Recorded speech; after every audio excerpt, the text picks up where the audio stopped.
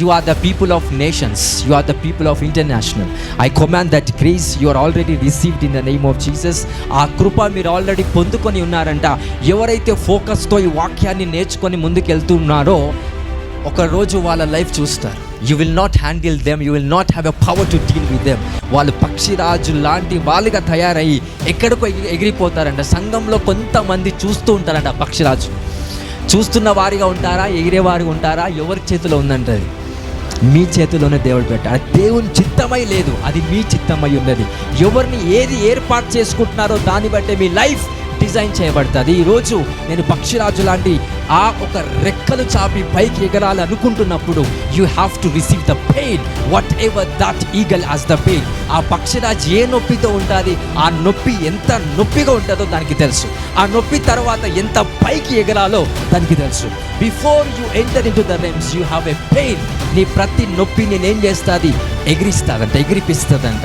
It will make you to fly.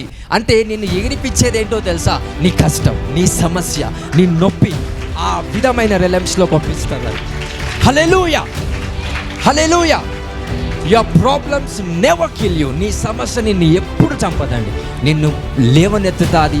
ఒక దినమున ఆకాశము యొక్క రెలమ్స్లో నిన్ను అండర్స్టాండ్ లెవెల్గా స్థిరపరుస్తుందంట.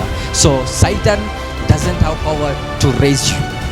గాడ్ ఆయన కూడా అది డీల్ చేయడు. ఆయన అధికారం ఎవరికి అప్పచెప్పాడంట? నీకున్న కష్టానికి అధికారం ఇచ్చాడంట నేను లేవనెత్తడానికి. ఆ కష్టం వద్దనుకుంటే you will be tampered. Hallelujah, hallelujah. So problems and sufferings are glorious. అది మహిమ కలిగినదే ఉంది నీ life. In the mighty name of Jesus. నీ కష్టం, నీ సమస్య, నీ రోగం, నీ వ్యాధి లేవనెత్తుతాదండి. One day you will see yourself into the high realms and high blessing position, physically, mentally, spiritually, in all categories. You are going to be blessed by the power of the Lord Jesus Christ. Just you claps to the Lord Jesus.